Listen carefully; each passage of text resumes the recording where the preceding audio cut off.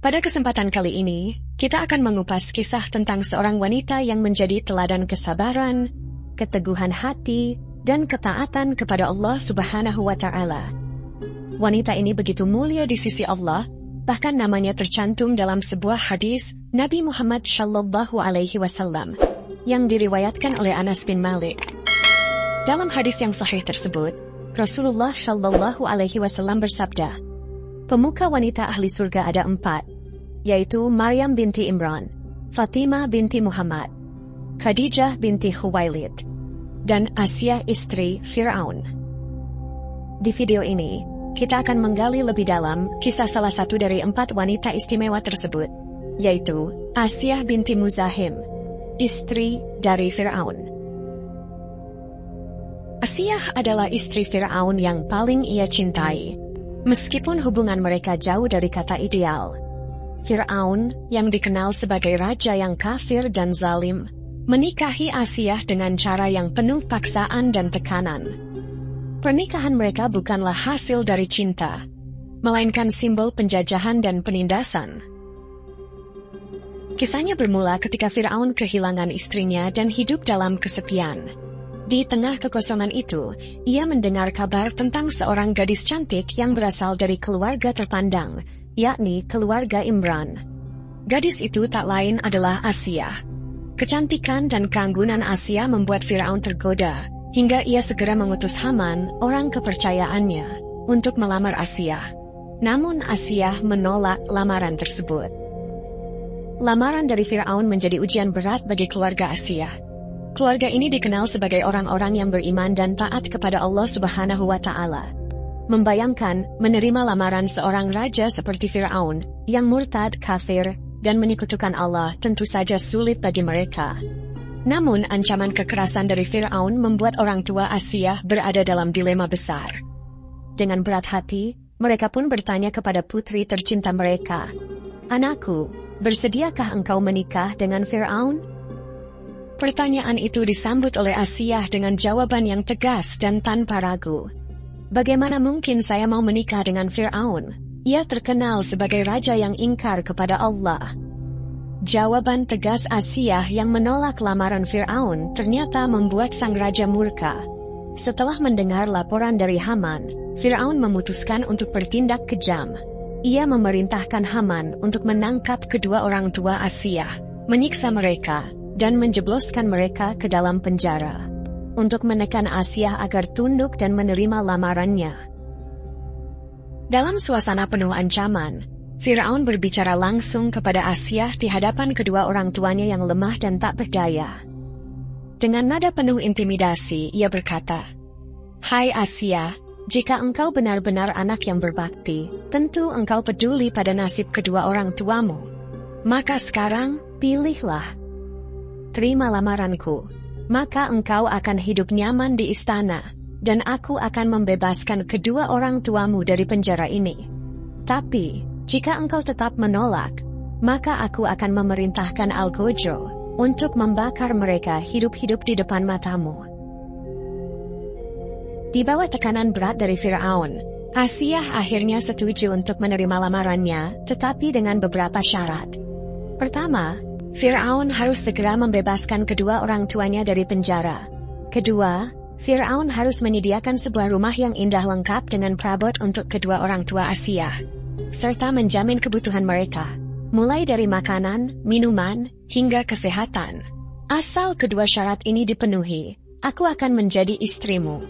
Jika tidak, aku lebih memilih mati bersama ayah dan ibuku, ujar Asia dengan lantang.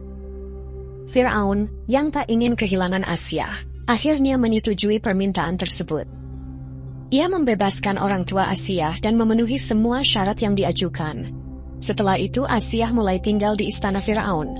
Namun, meskipun hadir dalam acara-acara resmi bersama Fir'aun, Asia tetap menjaga jarak.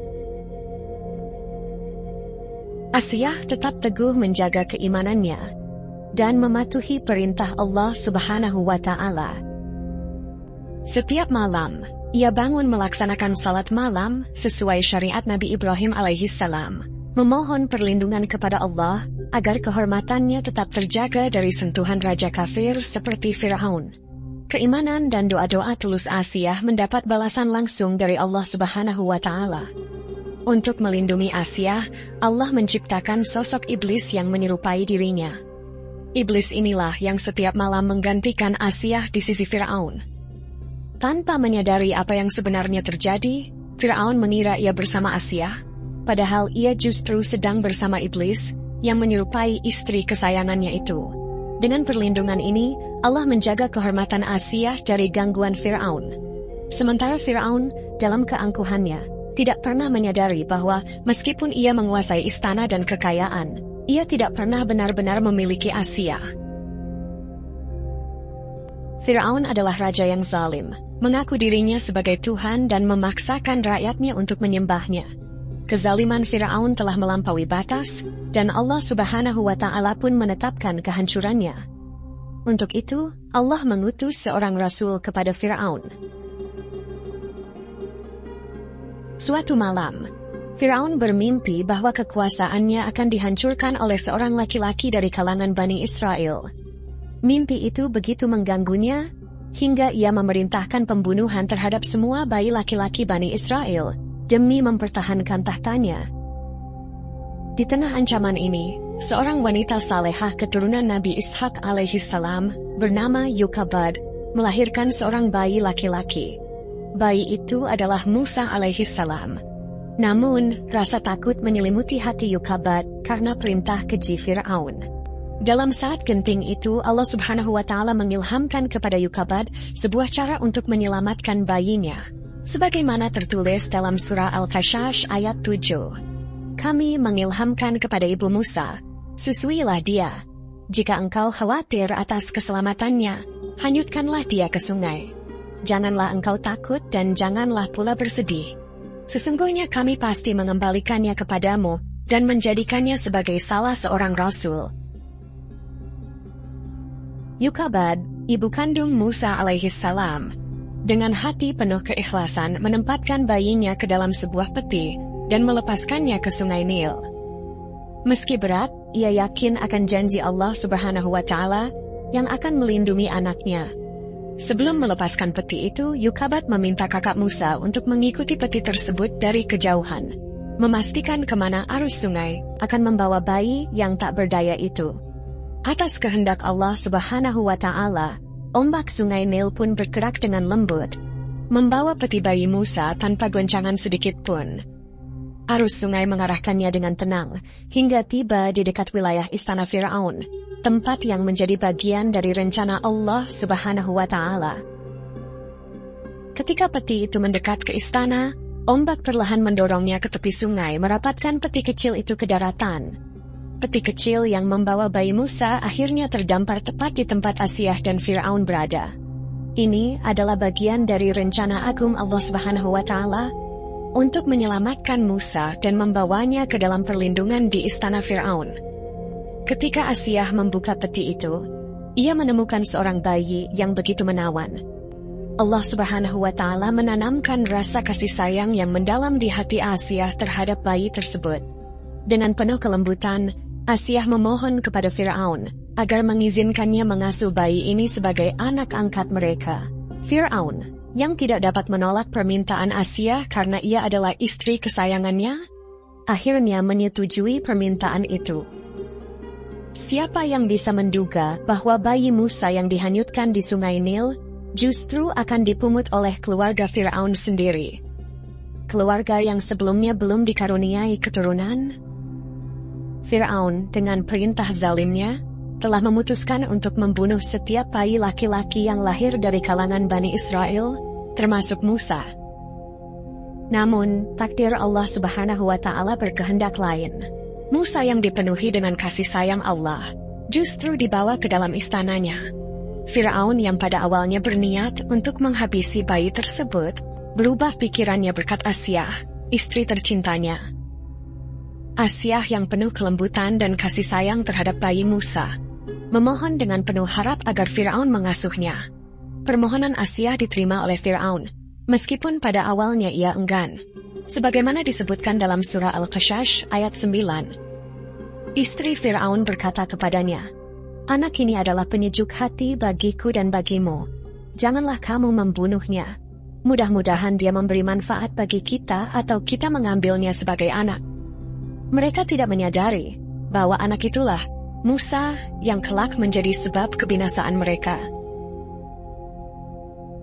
Begitulah takdir Allah Subhanahu wa Ta'ala yang luar biasa. Untuk menyelamatkan Musa dari ancaman Firaun, Musa yang semula hanyut di Sungai Nil, kini tumbuh di istana Firaun, diasuh dengan penuh kasih sayang oleh Asia, istri Firaun. Namun, meski dirawat di istana yang penuh kemewahan, Allah Subhanahu wa Ta'ala memelihara kehormatan dan keberkahan Musa. Allah Subhanahu wa Ta'ala menghalangi Musa untuk menyusu dari wanita manapun, membuatnya enggan menerima air susu dari ibu-ibu yang datang ke istana untuk menyusui. Hal ini menyebabkan kebingungan di kalangan para pegawai istana. Firaun yang telah merasakan kasih sayang yang mendalam terhadap Musa, merasa cemas. Dalam hatinya tumbuh rasa kasihan yang membuatnya ingin mencari ibu susu yang dapat menyusui Musa. Berita tentang seorang wanita yang mencari upah untuk menyusui bayi pun sampai ke telinga Firaun. Firaun segera memerintahkan para pegawainya untuk mencari wanita tersebut. Tanpa disangka, wanita itu adalah Yukhabad, ibu kandung Musa.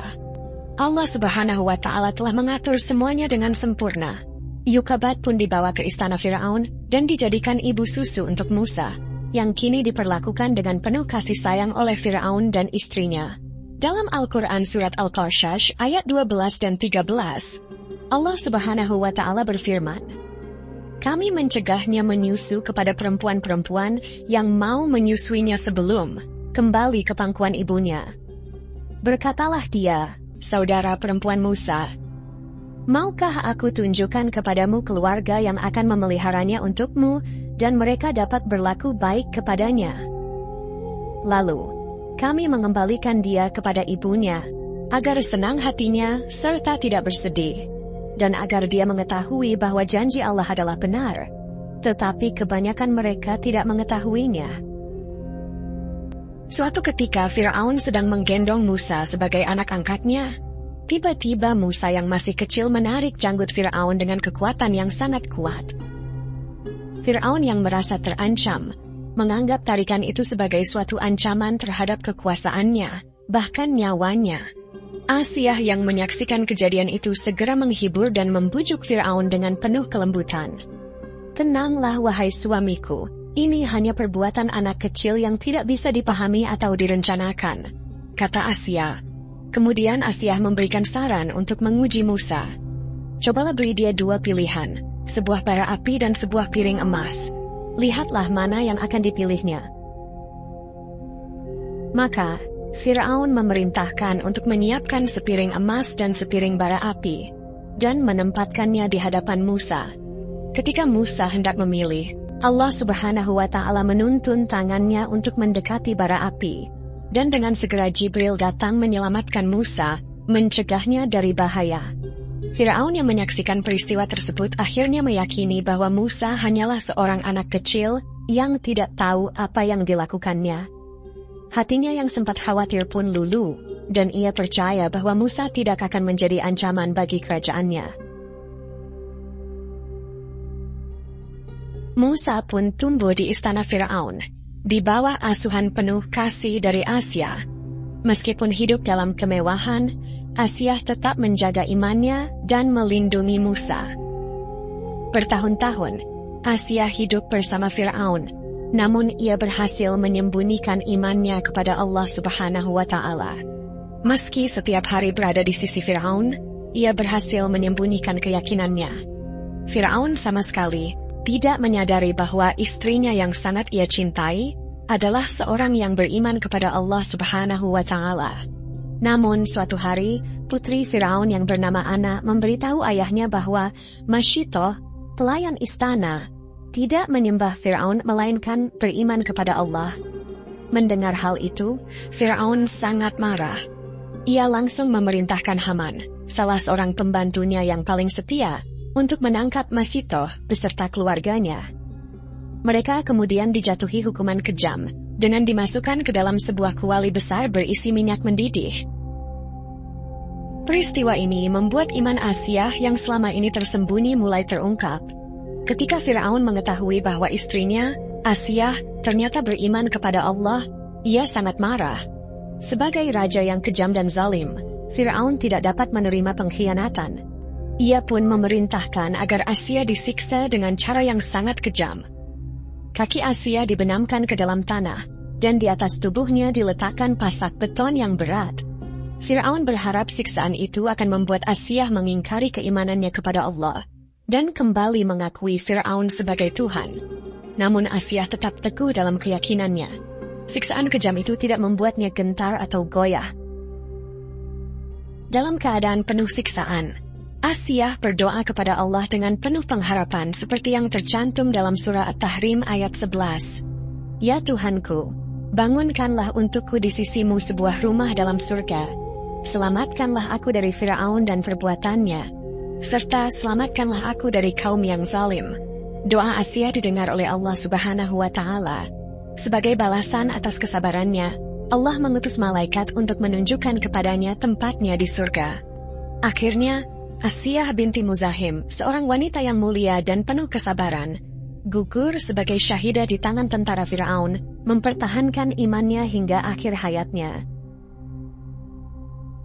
Semoga kisah ini memberikan manfaat dan menambah wawasan kita. Jika ada kekurangan atau kesalahan, mohon dimaafkan. Kebenaran berasal dari Allah Subhanahu wa Ta'ala, sementara kekhilafan dan kesalahan adalah dari diri saya sendiri sebagai manusia biasa.